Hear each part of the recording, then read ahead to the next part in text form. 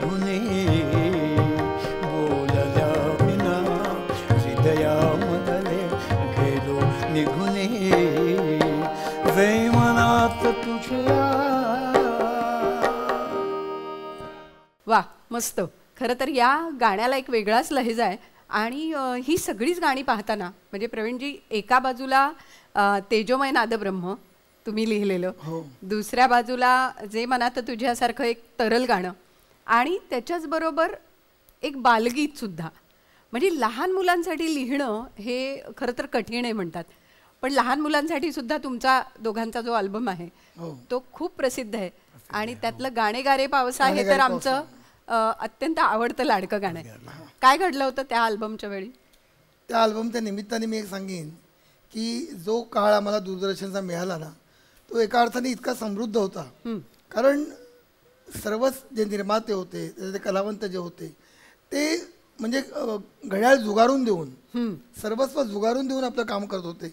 म्हणजे मी ओघाने उल्लेख करीन मुद्दामून की नीनाताई राऊत की ज्यांच्यामुळे ती जी गाणी झाली त्या काळामध्ये झाली, स्वतः ती आवडल्यामुळे संपूर्ण सेटअप घेऊन त्या खंडाळा लोणावळ्याला गेल्या आणि त्या काळात ती गाणी सगळी तिथे ध्वनिमुद्रित झाली. या गाण्याची आणखीन अशी आठवण की आज जी प्रथितीचे असे गायक सगळे आहेत त्यांची मुलं म्हणजे मग उत्तराबाईंची कन्या असेल म्हणा किंवा अपर्णा मयेकर त्यांची मुलगी असेल, म्हणजे ती सगळी बालक मूळ ह्याच्यामध्ये सगळी गाणारी आम्हाला मिळाली. नंतर तिथे जाऊन त्यांनी चित्रण केलं जे मनात तुझ्याच्या निमित्ताने वाटतं की तिथे पण शिवाजीराव फुलसुंदरांनी मुद्दामून दादर चौपाटीला जाऊन खास ते केलं. त्यामुळे ती सगळी मंडळी मग श्रीकला हट्टंगडी असतील किंवा मीना गोखले पानसरे असतील, ही सगळी मंडळी ही ते गाणं आपलं कायम टिकणार आहे या दृष्टीने काम करायची. आजही तो अनुभव येतोय या रंगमंचावर की हा कार्यक्रम आपला एक दस्तऐवज होणार आहे आणि आपण सगळेजण उत्कटतेने काम करतोय. मुद्दामून मी सांगेन की 31 डिसेंबरचं हे गाणं फक्त 31 डिसेंबर पुरता न राहता ते पुढे इतक्या अनेक 31 डिसेंबरला झालं की मला असे फोन यायचे की प्रवीण तुमचं जे मनात तुझ्या हे प्रदर्शित झाल्याशिवाय नवीन वर्ष उजाडत नाही. आता मला वाटतं की हे त्या संगीतकाराचं दीपक पाटेकर किंवा सुरेशजी वाडकर तुमच्या शब्दांचं सुद्धा तितकंच मोल आहे. हे कसं ते सगळं जमून आलं आणि आम्ही ना केवळ त्या प्रसंगापुरतं गाणं न करता आम्ही त्या एका घटनेवर मनापासून प्रेम करायचो की सृजनशीलताही जपायचो. आणि आज मला असं वाटतं इतक्या वर्षानंतर जवळजवळ 25-30 वर्षानंतर सुद्धा आज हे गाणं आपल्याला सादर करावं असं वाटलं, हे मला वाटतं की यश आहे. नक्कीच त्या गाण्याचं यश आहे ते.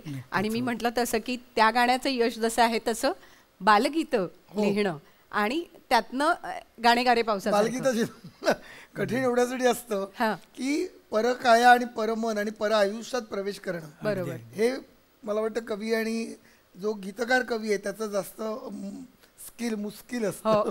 कारण पण त्यासाठी मग वेगवेगळ्या तऱ्हेची जी भ्रमंतीमध्ये लहान मुलं पाहिली त्यांची बुद्धिमत्ता, कारण आपण मुलांना गृहीत धरतो की ती लहान आहेत पण ती विचार फार वेगळ्या पद्धती करत असतात. आणि त्यामुळे मला वाटतं की लहान मुलांची गाणी लिहिणं एक वेगळा आनंद आहे.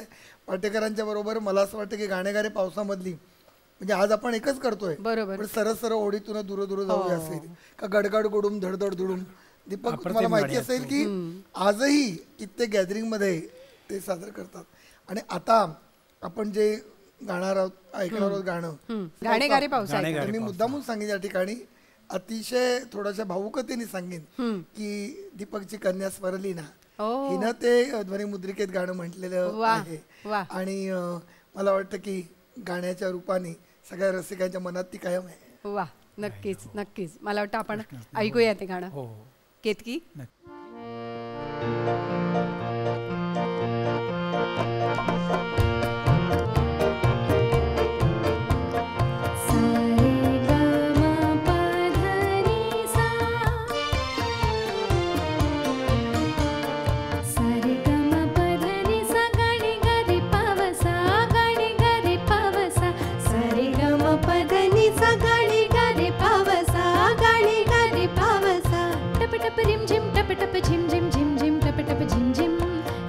रिम झिम टप टप झिम झिम रिम झिम टप टप झिम झिम सारे गम पधनी सा गाणी गारी पावसा गाणी गारी पावसा सारे गम पधनी सा गाणी गारी पावसा गाणी गारी पावसा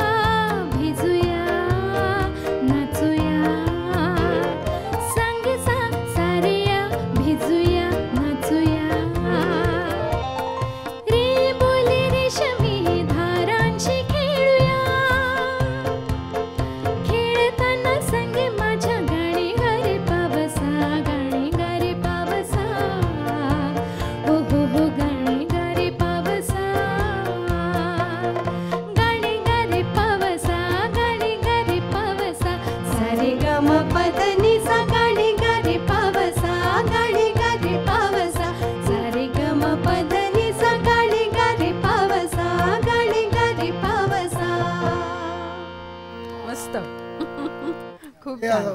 काय म्हणतात त्याला, ऋतू कुठलाही असो भिजवलं तुम्ही. गोष्टी गाण्यांच्या. प्रत्येक स्वरातनं म्हणजे सा रे ग म प्रत्येक स्वरात तुम्ही एक वेगळा ती अनुभूती जी आहे ती दिलीत आणि स्वरांचं गाणं होऊन गेलं आणि ते आपल्याला नक्कीच आवडणार नक्कीच असं आवडणार. ठरलं. मला त्याच्यात एक हा. पटकन सांगावंसं हा. वाटतं की प्रवीणने ते लिहिताना फार कल्पकता दाखवलंय. म्हणजे तो एखादा म्युझिशियन किंवा गायक संगीतकार बरोबर. असल्याने केलंय. आता ग बोले गवता हो ना. आणि मीही त्यात मला दत्ता डावजेकरांचा माझ्या गुरूंची सवय लागली ती ते असं करायचे हा. की आता त्यांनी ग म्हटलंय तिथे ग, म म्हटलंय तिथे म, नी म्हटलंय तिथे नी. ग बोले गवता रे ग, हा. ग बोले गवताचा भिजलो मी चिंबरे म्हणे मयुराचा झेलून थेंबरे खेळ. नंतर मग सांगे साय तर तर तो सा तिथेच लागला पाहिजे. कमाल आहे ना, पण वा. पाटेकरांसाठी टाळ्याचा गजर केला पाहिजे. रेला रे गला ग असं. खरंय, ती खरंय, खूप खरंय. मजा आली. मी म्हणूनच म्हटलं की ते स्वरांचं गाणं पण झालं आणि त्या स्वरांच्या गाण्याने आम्हाला भिजवलं. खरं तर इतकी सुंदर गाणी झाली आहेत. आणि प्रवीणजी तुमच्या बाबतीत बोलायचं झालं तर म्हणजे दोघांची ही 40 वर्षांची कारकीर्द आहे. पण तुमच्या बाबतीत बोलायचं झालं तर 40 वर्ष, 50हून जास्त संगीतकार, 2000हून जास्त गाणी आणि 100हून जास्त चित्रपट. म्हणजे हा सगळा आलेखच खूप मोठा आहे. आणि या मोठ्या आलेखामध्ये तुमच्या दोघांचं एकत्र योगदान हाही एक महत्वाचा दुवा आहे असं म्हणायला हरकत नाही. शपथ तुला बाळाची आणि अंगार हे 2 चित्रपट तुमचे, त्यातली गाणी खूपच गाजली. त्यातलं कुणी गोविंद घ्या कुणी गोपाळ घ्या, शपथ तुला बाळाची मधलं, त्या गाण्याची एक विशेष आठवण. आठवण म्हणजे आपल्याला कोणी गोविंद घ्या कोणी गोपाळ घ्या म्हटल्यावर ते बारशातलं गाणं लगेच कळतं. बरोबर. त्यामुळे मला असं वाटतं की त्या पाळण्यातल्या बाळाला जेवढा काय म्हणतात त्याला तेवढा त्रास झाला नसेल जन्म घ्यायला, तितकं या गाण्याची गंमत आहे अशी. कारण दिग्दर्शक गोविंदराव कुलकर्णींनी सिच्युएशन दिल्या, कारण आधी प्रसंग दिली जातात आणि मग त्याच्यावर गाणं हे लिहिलं जातं. तर मी दीपक पाटेकरांना काय म्हटलं की 4 गाण्यांपैकी 3 मी लिहीन, पण एक गाणं हे तुम्ही शांताबाई शेळक्यांकडून लिहून घ्या. बरं. तर त्यांना काही कळलं ना अचानक. म्हणजे कुठलाही कवी हा आपलं गाणं सोडून हो ना, किती मोठं कोणी असेल तरी असं काही देत नाही ना. बरोबर. उलट दुसऱ्याचं मला कसं मिळेल हे असं जिकडे तिकडे न्याय असतो. बरोबर. पण त्याचं कारण असं की मी म्हटलं की अरे मला ना बारशाला कसं गाणं लिहायचं, कारण माझं स्वतःचं बारसं होऊन बरीच वर्ष झाली आणि मला आठवत नाही की तेव्हा काय म्हटलं जातं. तर काय आहे, तर म्हटलं एक ओळ मला फक्त आठवते की काय म्हटलं जातं. आणि मुद्दामून मी सांगेन की रसिक तिथे मुद्दाम त्या स्थळाचं वर्णन मी करतो की ठाणा स्टेशनच्या बाहेरच आलोक नावाचं एक हॉटेल आहे. आणि आम्ही सकाळी, कारण तेव्हा मी सकाळी कॉलेजला जायचो, डोंबरून यायचो. पाटेकर मुद्दामून तेव्हा ठाण्यामध्ये आले आणि आठवत असेल की आलोक हॉटेलमध्ये पदार्थ मागवण्या तर वेटर यायचे आत. म्हटलं एक ओळ मला फक्त माहिती आहे. तर म्हणजे कुठली, तर मी म्हटलं की कोणी गोविंद घ्या कोणी गोपाळ घ्या, ही एक ओळ म्हटलं मला फक्त माहिती आहे. आणि पाटेकरांनी म्हणजे कमाल वाटते की तिथे काही चमत्कार, हे चमत्कार का म्हणतो आपल्याला की असं झटकन म्हणजे आषाढाच्या ढगातून एखादी वीज यावी अशी तशा तऱ्हेची चाल कशी आली. जरा एक ओळ म्हणून दाखव ना, जरा साधी ओळ पण जरा प्लीज. कोणी गोविंद घ्या कोणी गोपाळ घ्या, ही ओळ अशी तिथल्या तिथे तिथल्या तयार तिथे झाली. म्हणजे गंमत अशी झाली की त्या टेबलाचा त्यांनी तबला केला आणि त्या तबल्यावर आत्ताची ओळ गुणगुणली की ती गुणगुणून दाखवली त्यांनी मला. आणि कुठलाही कागद नाही, काही नाही. तेव्हा मोबाईलवर लिहिण्याची सोय नव्हती. तुमचे कागद आणि पेन आता वेगळे आहेत, बोटांची पेन आहेत.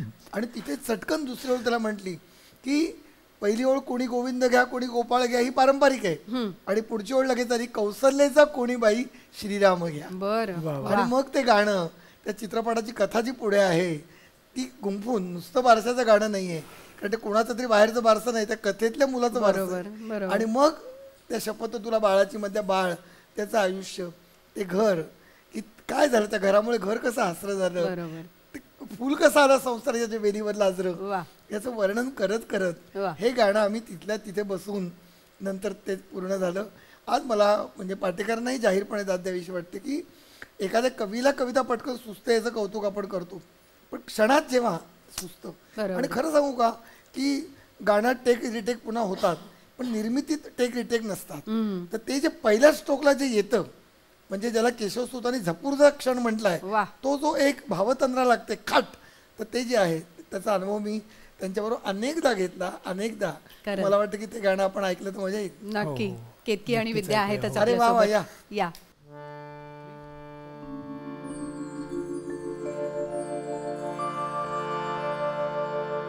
कुणी गोविंद घ्या, कुणी गोपाळ घ्या. आ, ओ, आ, ओ.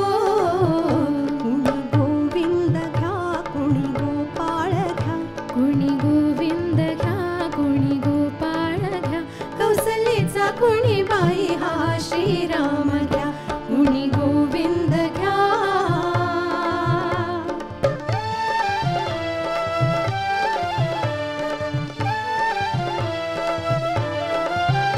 कान्हा देवकीचा आज सई आला गोकुळी. नंदलाल यशोदेचा त्याची माया गळी. कान्हा देवकीचा आज सई आला गोकुळी. नंदलाल यशोदेचा त्याची माया गळी. घास दया दुधाचा ग त्याच्या मुखी देऊया. कुणी गोविंद घ्या, कुणी गोपाळ घ्या. कुणी गोविंद घ्या, कुणी गोपाळ घ्या. कौसल्याचा कुणी बाई हा श्रीराम घ्या. कुणी गोविंद घ्या. वा सुंदर. वा, वा, सुटका झाली. माझ्या पण जन्माला. ही सुटका होणं महत्वाचं असतं. क्या बात, अभिनंदन. पण याच चित्रपटातलं दीपक जे आणखी एक गाणं आहे तिन्ही सांजेला हो. प्रभुचरणांशी, म्हणजे एका बाजूला हे कुणी गोविंद घ्यासारखं उडतं गाणं, पण दुसऱ्या बाजूला तितकंच मन शांत करणारं प्रसन्न करणारं असं गाणं. कसं झालं ते गाणं? हां, ते मन प्रसन्न करणारं गाणं म्हणता तर ह्या यमन रागाचा जो अवीट गोडवा आहे, हां, तर त्या मी ठरवून ते यमन रागातच करायचं ठरवलं. बरं. आणि अतिशय सुंदर चाल त्याच्यातून निर्माण झाली. हां, कारण एक अशी खानदानी स्त्री जेव्हा ती हे गाणं म्हणते असं, अश्विनी भावे त्या हिरोईन होत्या, प्रार्थना त्या होती ती म्हणताना अशी. प्रार्थना होती, संध्याकाळची प्रार्थना अशी, गीत आहे ते. हां. आणि त्या प्रार्थनेला यमन राग अतिशय शोभून दिसेल असं मला वाटलं मनापासून. बरोबर. आणि खरंच ते त्याच्यातून ती सुरावट अतिशय सुंदर निर्माण अवीट झाली. गोडीची झाली. बरोबर. पुढे प्रवीण सांगेल ते. नक्की. गोष्टी गाण्यांच्या. त्याची आठवण अशी गमतीदार आहे.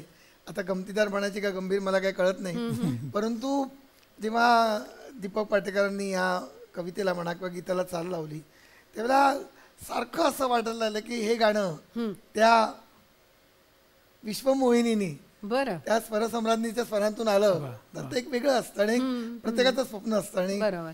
संगीत दीपक पाटेकर आणि गीत प्रवीण दवणे आणि गायिका लता मंगेशकर असं यावं हा. अशी अशी एक प्रार्थनाच ती त्या काळामध्ये होती आणि कायम असायची सगळ्यांची. तर थोडं धीटपणे आम्ही त्या निर्मात्यांना म्हटलं, अशोक म्हात्रे म्हणून त्याचे निर्माते होते बरं. आणि खूप त्यांनी सहकार्य त्या काळात केलं. गोविंद कुलकर्णी दिग्दर्शक. इथे मी जोडून सांगेन की माझं भाग्य आहे की मला अक्षरशः म्हणजे माझ्या काळातली सगळे दिग्दर्शक बरोबर. त्याचे संगीतकार मिळाले फार मोठे, तसं शिकायला मिळालं. अगदी दिलीप कोल्हटकर नाटकातले दिग्दर्शक ते मला मिळाले. नंतर आपले दिनकर द पाटील, हे सगळं सांगायचं कारण की यांच्याकडनं प्रसंगावर लिहायचं कसं हे शिकलं गेलं. आणि मग थोडं धीडपणे मी म्हटलं की म्हात्रे साहेब की दिदींनी गायलं तर आपण त्याचं मानधन वगैरे आपल्याला परवडणार कसं. तर माझ्या मनात नेहमी एक असायचं आणि अजूनही ते मनात आहे की कल्पनेतल्या कल्पनेत आपण संधी सोडू नये. बरोबर.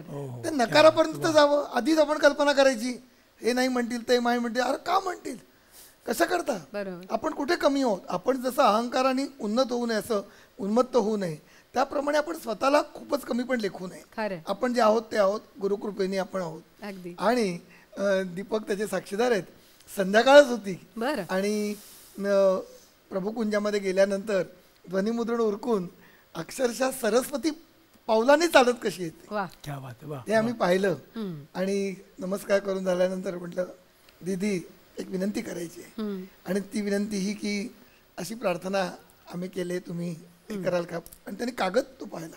अच्छा. त्यांनी त्याची दृश्याच्या डोळ्यापुढे ते पाहिल्यानंतर दीपक थोडीशी चाल हळूवार गुणगुणले, उभ्या उभ्या जेवढंच गुणगुणता येईल तेवढं.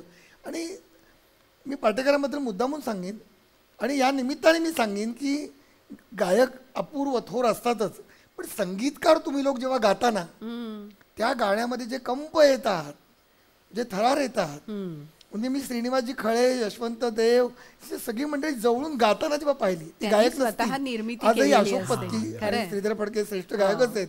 हे जे गातात त्या टोकाला जाणं अवघड असतं. बरोबर. आणि पाटेकर तर काय म्हणतात की त्याला स्वराचे तंतू जाणणारे संगीतकार, बरोबर. आणि त्यांनी मनावर दडपण ठेवून आदराने दिदींना ती चाल ऐकवल्यावर आठवते दीपक की त्या लगेच तर गाते म्हणाल्या, इतकंच नव्हे तर नक्की गाणार. बरं. मग शेवटी दडपणाने हळूच आम्ही मीनाताईंकडे विषय काढला की मग मानधनाचं वगैरे यांच्या काय, हा. म्हणजे ती गाते बोलले ना, आता हा विषय नाही. म्हणजे अच्छा.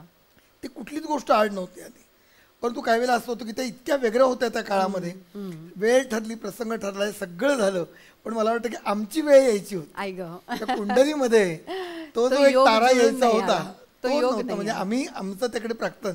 बरं. पण मी एवढं सांगेन की असं जरी असलं तरी अनुराधा पौडवाल यांनी ते गायलं वा. आणि ते तितक्याच समर्थ स्वरात, अतिशय गर्भरेशमी स्वर बरोबर. अनुराधाबाईंचा, हो. तर त्यांनी त्या स्वरामध्ये ते गाऊन किती लोकप्रिय केलं, त्याचा आनंद आपण खरंच आहे. घेतोय. घेतोच आहोत. आणि आजही असं वाटतं की जेव्हा लागतं आकाशवाणीवर तेव्हा डोळ्यामध्ये अश्रू येतात. साक्षी भावाने मी बघतो की जणू काही आपलं गाणं नाहीये, कोणीतरी लिहिलंय, कोणीतरी संगीत दिलंय. अगदी, आणि मला वाटतं की हे काम त्याच्यामधली एक ओळ मला आठवते की हा. दीदींनी त्याला खास दाद दिली होती की वाळवंटी ही कृष्ण कमलिनी होऊन मीरा झुरते. क्या बात. वाळवंटी ही कृष्ण कमलिनी होऊन मीरा झुरते, ठाई ठाई रूप हरीचे ध्यानामधून दिसते. हो हो हो. जन्म होऊ द्या नृत्य हरीचे, वा. जन्म होऊ द्या नृत्य हरीचे, मंगलमय चेतना आहा. तिमिरे जळू दे, ज्योत उजळू दे, हीच मनोकामना, क्या तिन्ही सांजेला प्रभू चरणाशी एक नित्य प्रार्थना. आणि उत्तराजी, हा. हे गाणं त्यावर्षी चित्रपट गीतांच्या ज्या स्पर्धा असतात हा. त्यामध्ये अत्यंत 2 फार महान अशा तऱ्हेच्या कवींबरोबर एक नॉमिनेशन मला मिळालं. बरं. आणि ते मला बक्षीस नाही मिळू शकलं, पण माडगुळकरांसारख्यांच्या बरोबर अरे वा. मी त्या ठिकाणी तिसरा असणं, किती मला छान. असं वाटतं की सद्गुरूंच्या बरोबर, आमच्या शब्दांचे गुरु, त्यांच्या बरोबर आपण त्या ठिकाणी असणं हा एक आनंद या प्रार्थनेने दिला. त्या निमित्ताने मी सांगेन त्या दिग्गज कलावंतांना, कवींना खरंच आहे. दंडवत आहे. मला वाटतं यापेक्षा वेगळं काय हवं, असं काय नाही प्रभूचरणाशी तुम्ही काय यापेक्षा वेगळं काय नाही, मागितलं काय असेल. नाही. तीच प्रार्थना आपण विद्याकडनं ऐकूया. आणि आजही मला खात्री आहे की विद्या जेव्हा गातील तेव्हा घराघरामधले जे श्रोते आहेत ना, अक्षरशः म्हणजे मी कुठली तुलना करत नाही, रसिक श्रोते हो क्षमा करा, पण दीदींच्या स्वरात ती जी लोकप्रिय गाणं झालं होतं शुभंकरोती म्हणा, हो. हे लोकप्रिय, मी तुलना कुठली करत नाही, पण कुठेतरी आठवण म्हणजे चालीच्या दृष्टीने नव्हे, तो दर्जा आम्ही गाठण्याचा खूप प्रयत्न केला. किती यशस्वी झाला रसिक ठरला. ऐकूया विद्या.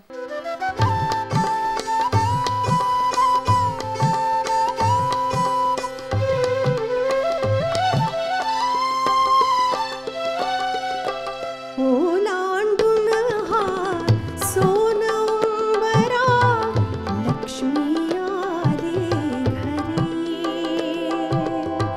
सरस्वतीचा हात धरूनी तिला पूजुया उरी,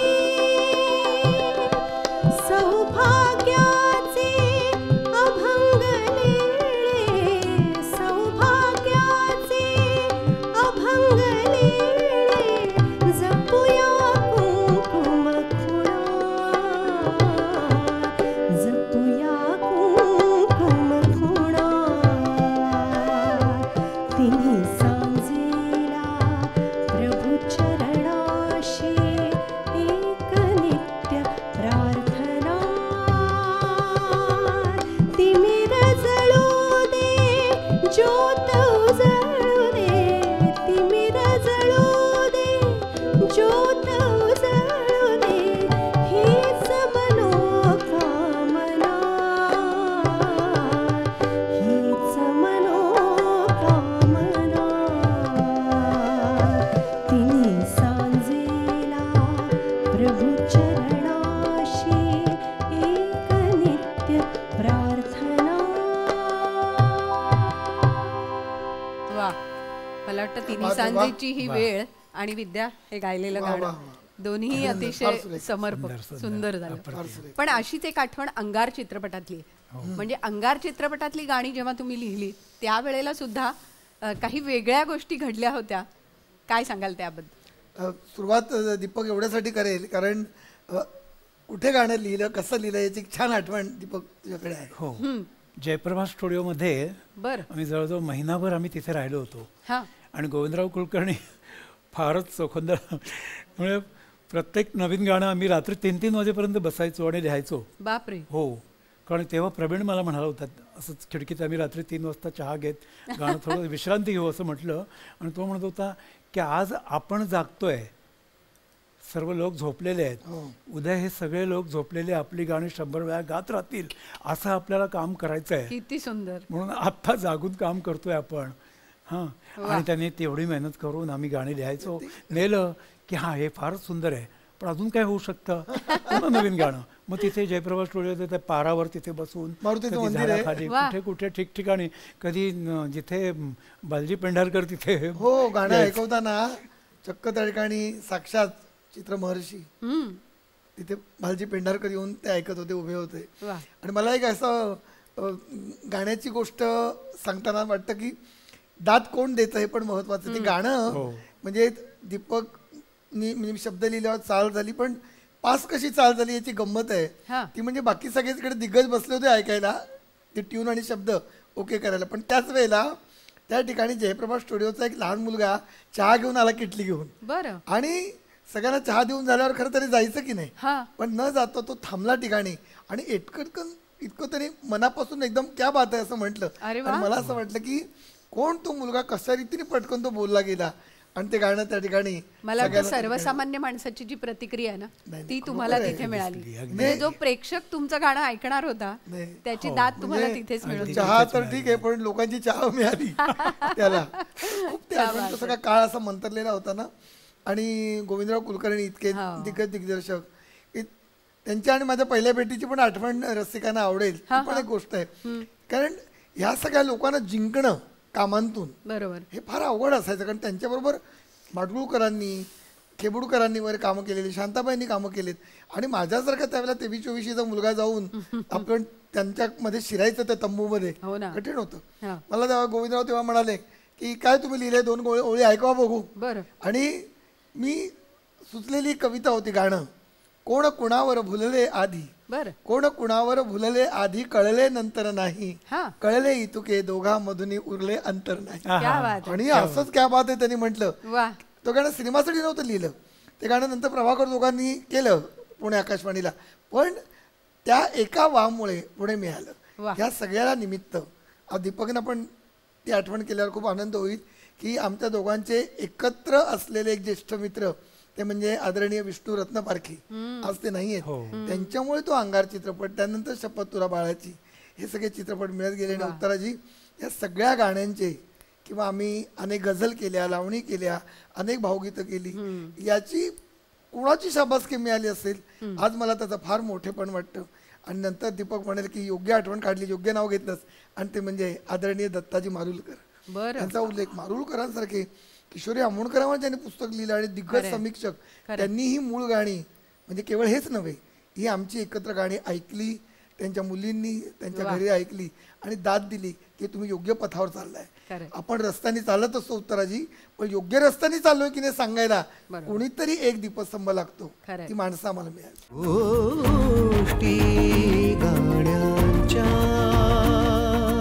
दत्ता मारुलकरांनी तिथे त्यांच्या घरी मला बोलवलं होतं यानंतर आणि जवळजवळ रात्रभर आम्ही बसलो होतो. 50-60 साली त्यांनी म्हणजे मी प्रवीण बरोबर केलेली गाणी सगळी त्यांनी एका रात्रीत ऐकली आणि भरभरून दाद दिली. आणि ह्या चित्रपटाचं त्यांनी एका वृत्तपत्रामध्ये पान भरून त्यांनी आमच्या गाण्यांविषयी प्रत्येक भरभरून दिलं, त्याचं समीक्षण केलं. ते बघून खऱ्या अर्थाने आकाश लहरले असं तुम्हाला नक्कीच वाटलं असेल त्यावेळेला. आम्ही लहरला आणि अर्थात वाट रेशमी पण नंतर तुमची फुला फुलात नाही असंही होऊन गेलं. गाणं म्हणजे खूप म्हणजे ती दोन्ही गाणी इतकी सुमधुर मेलोडियस अशी झालेली आहेत, शब्दही तितकेच सुंदर. मला असं वाटतं की या दोन्ही गाण्यांची एक नुसती झलक हो, आपण ऐकूया चालेल. आणि मग आपली गप्पांची मैफिल पुढे नक्की नेऊया. नक्की.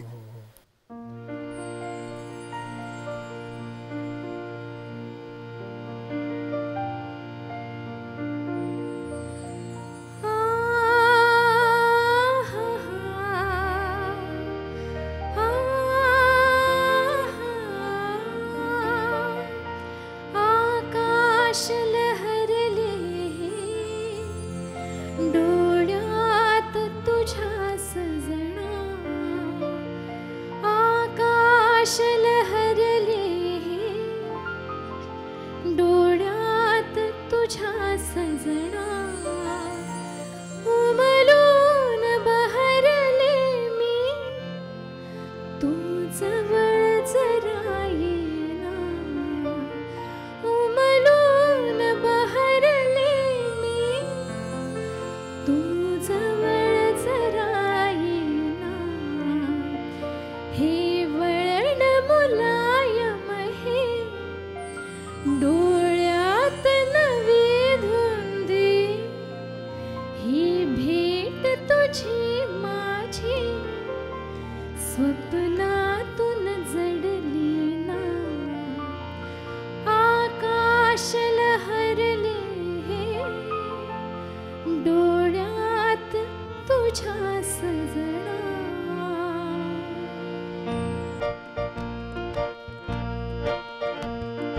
वाट रेशमी फुला फुलात नाहते, वाट रेशमी फुला फुलात नाहते, बाहुपाशी राजसा बहरुनी विसावते, बहरुनी विसावते, स्पर्शवानवा प्रीत ही शहारते, स्पर्शवानवा प्रीत ही शहारते, लाजण्यातुनी तुझ्या लाजण्यातुनी तुझ्या हळूच गुज सांडते, हळूच गुज सांडते, वाट रेशमी फुला फुलात नाहते, ला ला ला ला ला ला ला ला ला ला ला ला ला ला ला ला ला ला. वा, क्या बात आहे. खूप बढिया. सुंदर. वादकांसाठी एकदा जोरदार टाळ्या. हो वा. पण इतकी हळुवार नाजूक गाणी लिहिणारे प्रवीण दवणे हो. जेव्हा आगीचा बंब बोलवा, सायकलवाल्या हे लिहितात तेव्हा आम्हाला खूप वेगळं वाटतं की चित्रपटांसाठी गाणी लिहिताना इतकं वेगळं आणि त्या वेगळ्या विश्वात जाऊन लिहावं लागतं. मला वाटतं पहिला चित्रपट तुमचा ठकास महाटक, हा, म्हणजे प्रकाशित झालेला पहिला प्रकाशित ठकास झालेला महाटक. पहिला चित्रपट, आणि तेव्हा विश्वनाथ मोरेंनी तुम्हाला हो, हो. खूप छान काहीतरी गाईड केलं होतं. काय गोष्ट आहे ती? गाईड शब्द फार गोजीरवाणा आहे, परंतु अक्षरशः त्यावेळेला म्हणजे नकोसं झालं होतं असं. हा, म्हणजे विश्वनाथ मोऱ्यांबरोबर संधी ही हवीची, बरोबर. परंतु गाण्याचं म्हणजे लावणी लिहून हवी होती आणि त्यांचा आग्रह होता की खेबुडकरच पाहिजेत. बरं. पण तिथे मी मुद्दामून सांगेन या माध्यमामध्ये की यशवंतराव भेंडे त्याचे निर्माते, यशवंत विलास चित्र म्हणून होतं त्यांचं, आणि राजा बार्गे दिग्दर्शक, तर ते म्हणाले की खेबुडकर तर थोर आहेतच, पण एक नवीन मुलगा जर इंडस्ट्रीमध्ये येतोय तर आपण त्याला संधी देऊया ना. वा. हे त्यांचं मोठेपण. म्हणजे इथे मला म्हणणं कमाल वाटते. महत्त्वाचं म्हणणं होतं. महत्वाचं. आणि माझ्या समोर ज्यावेळेला हा नको असं जेव्हा होतं, खेबुडकर पाहिजेत, कल्पना करा आज या सगळ्या गोष्टी झाल्या, ते सोसणं काय अवघड असतो. खरंय. म्हणजे असं का म्हणतात ते, बरोबर. इथे परीक्षा असते. बरोबर. मग मी पण एक जिद्दीला पेटलो आणि लावणीचा मुखडा मी लिहिला की ते बघायचे आणि लिहायचं. अरे बापरे. म्हणजे हे तुम्ही विश्वास ठेवा, किती वेळा हे झालं असेल, असं करून नाही आवडलं, टाकून दिलं. आणि काय हवंय तरी काय यांना, तुम्ही विश्वास नाही बसणार, माझ्या उंचीपेक्षा जास्त कागद नकाराचे झाले. आम्ही बसलो होतो रवींद्र नाट्य मंदिराच्या बाहेर, थोडेसे लॉज होते, चित्रपटाची गाणी लिहायला बसत असतो आम्ही. आणि 2.5 दिवस 2 दिवस पूर्ण आणि 2.5 म्हणजे दिवस पूर्ण वेळ तरी नकार नकार नकार. बापरे. आणि घाम मला फुटला होता. बरं मी पण असा जिद्दी जिद्दीला हे पेटला. सोडायचं नाहीये, त्यांनी आपल्याला जा म्हणेपर्यंत आपण करत राहायचं. शेवटी मी त्यांना एकदा विचारलं की मी नाही लिहू शकत, बहुतेक माझ्या आयुष्यामध्ये चित्रपटात रुपेरी पडद्यावर नाव येणं बहुतेक नसेल, पण काय हवंय तुम्हाला, तुम्ही नाही म्हणताय पण हवंय तरी काय. कारण काय. हा. आता इथे मला कळतं की त्यांनी जे सांगितलं ते भाग्यवंत आहे मी. ते म्हणाले की प्रवीण, तुम्ही आता लवकरच प्राध्यापक होणार, तुम्हाला दर महिन्याला पगार चालू होणार, पण आम्हाला आमचं हे गाणं हिट झालं तरच पुढचा पिक्चर मिळणार आहे. वा वा. आमची रोजीरोटी याच्यावर आहे.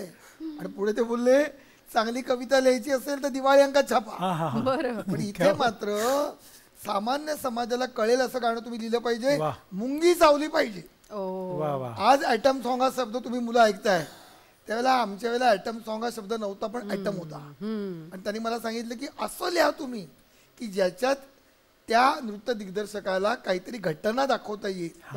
आणि मला वाटतं की माझी जी झडप होती, माझ्या मनात कविता आहे, पण ती कविता आणि गाणं असं आड काहीतरी येत होतं. आणि त्यांनी असं ढकलून मला ते तोडलं. आणि मग मी म्हटलं आता बघा लिहिलंय. आणि काय सांगू, मी विश्वनाथ मोरेंच्या खरंच आत्म्याला भावपूर्ण श्रद्धांजली अर्पण करतो की ते जे मी लिहिलं ना, बरोबर. त्यांचे ते असे डोळे जे चमकले आणि त्यांच्या कृष्या हातात त्यांनी मला असं मिठीत घेतलं. हे पाहिजे. धग धगणाऱ्या या ज्वालेतून कोणी मला सोडवा, आगीचा बंब तुम्ही बोलवा. म्हणजे आगीचे बंबवाले येणं, तिची ती इश्काची ज्वानीची आग, बरोबर. असं रूपक करून त्यांना ते स्टेजवर दाखवता आलं. बरोबर. आणि अतिशय गाजला तो. माया जाधव यांनी नृत्य दिग्दर्शन केलं होतं, गाजलं ते. म्हणजे मला हे मोऱ्यांकडून शिकायला मिळालं. खरंय. पण त्याच्याच बरोबर पुढे पोलिसवाल्या, सायकलवाल्या, म्हणजे महेश कोठारे आणि हो, त्यांच्या सचिन बरोबर पिळगावकर, सचिन आम्ही सातपुतेची गाणी काय, हो. कितीतरी गाणी, म्हणजे त्याच्यावर आपण केवढं तरी बोलू शकू. बरोबर. हे सगळे दिग्दर्शक शेजारी मध्ये दिलीप कोल्हटकर यांनी मला सांगितलं घटनांचं गाणं करा. शिकलो मी त्यांच्याकडनं.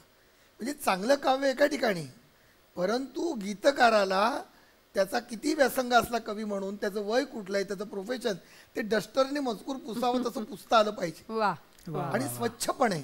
म्हणजे सामान्य गाणं सुद्धा तुम्हाला असामान्य लिहिता आलं पाहिजे. खरंय. वा, खरंय. ती मजा आहे. आणि त्या सिच्युएशन प्रमाणे तुम्हाला चित्रपटांची जी मला मागणी आठवण असते. सांगावीशी वाटते की दे दणादणच्या बाबतीत हा. म्हणजे महेश कोठारेंना खूप मोठं श्रेय जातं की खऱ्या अर्थाने दे दणादण माझं जे सुरू झालं ते महेश कोठारेमुळे झालं. कारण माझ्या आधी ठकास माटक आणि गडबड घोटाळा चित्रपट होते, परंतु सुपरहिट चित्रपट ज्याला म्हणावं तसं. इथे मी सांगेन आठवण मुद्दाम, हे गाणं सगळ्यांना माहिती आहे. आज हे बँडमध्ये ते वाजतं की पोलिसवाल्या, सायकलवाल्या म्हटल्यानंतर प्रत्येक जण आता घराघरात ते ते ते माहिती आहे आणि गुणगुणायला लागतील. आणि ते जनसामान्यांपर्यंत पोहोचलं. काय झालं, आणि ती पण गमत आहे की अनिल मोहिले आणि अरुण पोडवाल हे दोन दिग्गज संगीतकार. बरोबर. अनिल अरुण यांनी अतिशय उत्तम गाणी मराठी भावगीताला दिली. आणि विशेष म्हणजे मराठी भावगीतांना सुद्धा त्यांनी भावगीताच्या विशिष्ट चौकटीतून जाऊन पाश्चात्य स्पर्शाने निराळं केलं. त्यामुळे एक तरुणाईचे संगीतकार झाले. आणि अशा वेळेला ते दोघे त्यांच्या वैयक्तिक कारणामुळे वेगळे झाले. बरोबर. गंमत व्हायची अशी की माझी तर भाग्य एवढं की सकाळी अनिल मोहिले त्यांच्याकडे गाणं द्यायचं, संध्याकाळी दुपारी कॉलेज करायचं, तिथे मी शिकवायचो व्याकरण, मराठी व्याकरण, आणि संध्याकाळी येऊन पुन्हा लगेच पोलिसवाल्या. ही जी गंमत आहे. आणि आणखीन उशीर झाला तर त्यावेळेला संगीतकार इतके मोठ्या मनाचे की माझ्याकडे फोन नव्हता, मोबाईल नव्हतात, फोन यायचे अशोक पत्कींचे अनिल मोलेकडे, अनिल तुझ्याकडे प्रवीण आलाय का? हो आलाय, तर तुमचं काम झालं की माझ्याकडे पाठव. आणि रात्री 10ला जाऊन मी अशोक पत्कींकडे लिहिलेलं आहे. या सगळ्या गाण्याच्या गोष्टी येत या. तर पोलिसवाल्यामध्ये सुद्धा जेव्हा मी गेलो, पहिल्यांदा बोलावलं, छातीवर धडधड अशी की धूमधडाकाचं प्रचंड यश हे महेश कोठारेंच्या मागे होतं. शांताराम नांगावकरांनी अप्रतिम गाणी त्याच्यासाठी लिहिली होती, लोकप्रिय झालेली होती. मी आणि समोर कोठारेंचे आई वडील तर होतेच, ते स्वतः उत्तम नट, अतिशय चांगले जाणकार, आणि अण्णासाहेब देऊळगावकर समोर की ज्यांनी पटकथा, संवाद आणि गाणी लिहिलेली. आणि अशी मी आलो ना, तर माझी त्यावेळीची यष्टी म्हणजे खरं देह यष्टी होती. राहायला डोंबिवलीचा, चेहरा असा, आणि मराठीचा अध्यापक नुकताच झाल्यामुळे साजूक तुपातलं शुद्ध बोलणं. हा मुलगा कसं काय ग्रामीण बाजाचं लिहिल. पण अनिलजींचं हे श्रेय आहे की अक्षरशः ते म्हणजे प्रवीण लिहिल म्हणे. आणि मला अजूनही ती दुपार आठवते की त्यांनी फक्त चाल दिली. आता मी गुणगुणणार नाही किंवा जर गुणगुणलो तर तुम्ही कदाचित ते एडिट करायची भीती आहे, पण त्यांनी जी चाल दिली, दंडा दंडा अंडा दंडा दंडा अंडा दंडा दंडा दंडा डांडा डांडा दंडा दंडा दंडा डा, एकदा चाल दिली आणि ते गप्प झाले सगळेजण असे. आणि एका स्ट्रोकमध्ये एक मुखडा दिला आणि अनिलजी समोर ठेवलं आणि त्यांचे डोळे उजळत गेले. महेश, प्रवीणनी बघ काय छान लिहिलंय. आणि मी जबाबदारीने विधान करतोय, पहिल्या वेळेला पहिला मुखडा तो लिहिला आणि महेश कोठारांनी जो काही आनंदाने कल्ला केला युरेका, जसं काही मला नवा गीतकार सापडला आणि उत्तराची. त्यानंतर मी काय सांगू तुम्हाला, दे दणादण, थरथराट, धडाकेबाज, अगदी किती शेवटी शुभमंगला सावधान पर्यंत अनेक चित्रपट त्यांच्याकडे मी दिले. आणि आजही त्यांचं माझं मैत्र आहे सचिन पिळगावकर, त्यांच्याकडे आम्ही सातपुतेची गाणी फार वेगळी लिहिता आली. गोष्टी गाण्यांच्या. सांगायचं कारण हेच आहे की एक जो ठसा लागतो ना तो सुदैवाने माझ्यावर लागला नाही. यांच्याकडे मी कोणी गोविंद घ्या लिहिलं, सांजेला लिहिलं आणि इकडे असं पण ते सगळं करताना पण कुठेही स्तर सोडला नाही. माझ्या मजेच्या ठिकाणी, त्यामुळे उजळ माथाने मी फिरू शकतो आणि आनंदाने मी कवितेला बिलगू शकतो. आणि जिथे जे आवश्यक आहे ते तुम्ही देत गेलात आणि त्या गोष्टी उत्तम रीतीने दिल्यात. मला असं वाटतं की या सगळ्या आठवणींनंतर पोलिसवाल्या एक प्रातिनिधिक म्हणून गाणं व्हायला हरकत नाही. ऐकूया.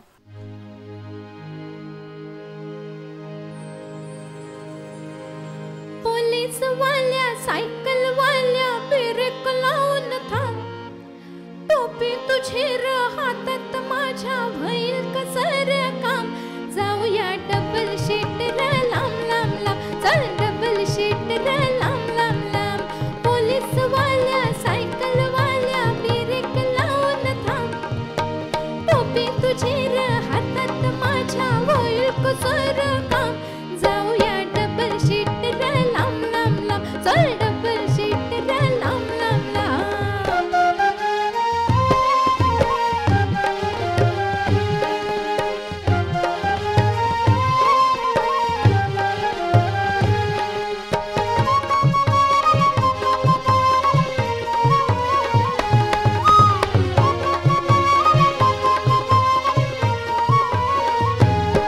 आधी लगीन कोंढाण्याचं,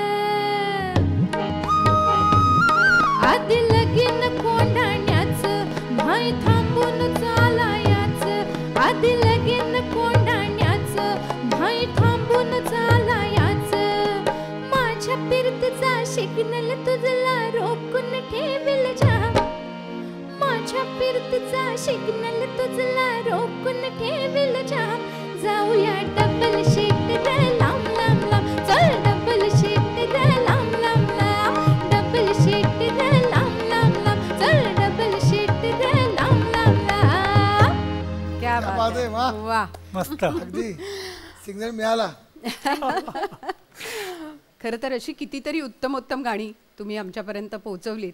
आणि प्रवीणजी, तुम्ही जसं विश्वनाथ मोरेंची आठवण सांगितली तसं तुम्ही नंतर चिंब विजलेले सारखं गाणं अजय अतुल यांच्या बरोबर सुद्धा केलं. म्हणजे अनेक संगीतकारांबरोबर ही सगळी गाणी करत असताना एक वेगळा आनंद, एक वेगळं समाधान हे निश्चित मिळालं. आणि त्यामुळेच मला असं वाटतं की ही मैफिल जी आहे ती अशीच रंगत असते. पण आणखी एका नावाचा उल्लेख केल्याशिवाय ही मैफिल संपणार नाही, ते म्हणजे नंदू होनम. त्यांच्याबरोबरही तुम्ही भरपूर काम केलं. काय सांगाल आठवण त्यांची?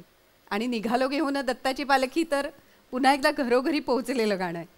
मी तर असं म्हणेन की आज या व्यासपीठावर जे अनेक संगीतकारांमुळे, अनेक निर्माता दिग्दर्शकांमुळे मी आहे, त्यामध्ये नंदूचं नाव खूप मोठं आहे. अतिशय साधेपणा, सच्चेपणा, सात्विकपणा आणि खऱ्या अर्थाने दत्तगुरुमय झालेलं असं ते व्यक्तिमत्व मी अनुभवलं.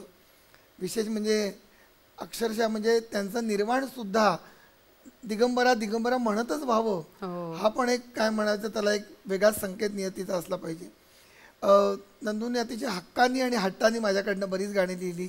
अगदी फुलभाज्यांची झाडे अंगणात लावू हे अगदी देवकी पंडित त्यावेळेचं पहिलं गाणं त्यांचं बालगीत गाणं होतं, त्या ह्याच्यामधलं ते गाणं होतं. ते पासून अनेक लावण्या, अनेक तऱ्हेची भक्तिगीतं.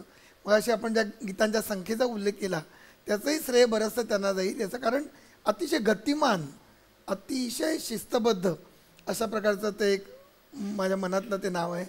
आणि दत्ताची पालखीबद्दल मी एवढंच थोडक्यात सांगेन की दत्ताची पालखी म्हणजे नंदू होनम आणि अजित कडकडे, पंडित अजित कडकडे या दोघांचं श्रेय आहे. मी अगदी सांगेन की त्यांचंच दत्त पालखीचे भोईच ते आहेत. आणि मला कुठेतरी शब्द लिहायचं एक समाधान त्यांनी दिलं. बरोबर. एकदा बोलता बोलता नंदू होनम मला पटकन म्हणून गेले की प्रवीण, या जगात तू असेन, मी नसेन, असेन नसेन माहिती नाही, पण दत्ताची पालखी मात्र कायम असेल. आणि ते शब्द खरे आहेत. खरे ठरले म्हणजे असं की परंपरेतलं गाणं झालं. बरोबर. म्हणजे दत्ताच्या पोथ्याचं पाहिलं, दत्तांची गीतं, तर अनेकदा गाण्याच्या खाली कवी म्हणून गीत पारंपरिक लिहिलेलं असतं. आणि मला त्याचा आनंद का होतो, तर मी समोर असताना जर परंपरेतलं गाणं झालं त्याच्या पलीकडे काय नाही. त्यामुळे मला वाटतं की ही सगळी आज माझं खूप भाग्य की ज्यांच्यामुळे आज सगळे कारकीर्द म्हणूया किंवा वाटचाल घडली, तिथले दीपक पाटेकर बरोबर आहेत. त्यांनी भक्तिगीतं माझी जी केली, म्हणजे संत वाङ्मयावर आधारित आम्ही एक जे प्रोजेक्ट केलं होतं, त्याच्यामधली अनेक भक्तिगीतं ही त्यांनी अशी केली की ती परंपरेतली वाटावीत. ते एक प्रभू रामचंद्राचं गाणं आहे किंवा दत्ताच्या पालखीसारखं आताचं गाणं आहे.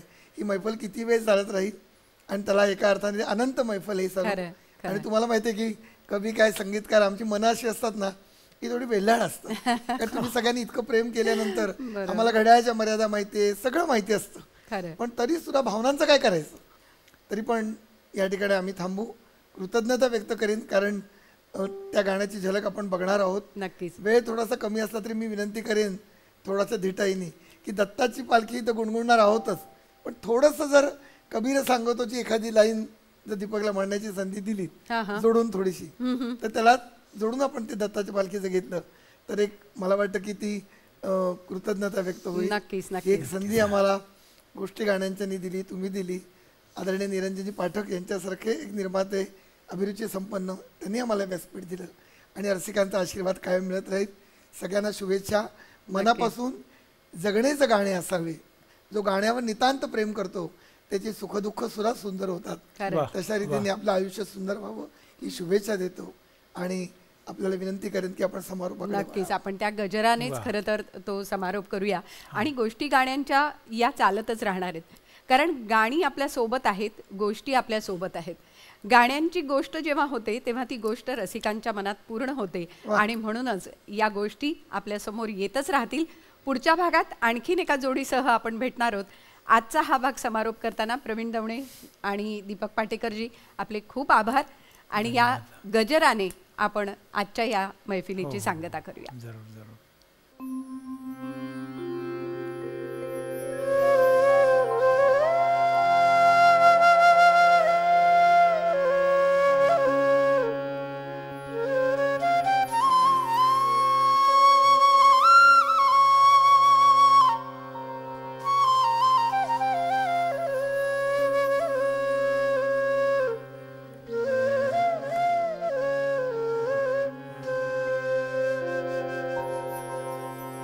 तना मनातून राम राम हे आज जीवाचे धाम. तना मनातून राम राम हे आज जीवाचे धाम. कबीर पाहतो श्रीरामाला, कबीर पाहतो श्रीरामाला, होऊन या श्रीराम. श्रीराम राम जय जय राम राम, जय जय राम राम श्रीराम. श्रीराम राम जय जय राम राम, जय जय राम राम श्रीराम. तना मनातून राम राम हे आज जीवाचे धाम.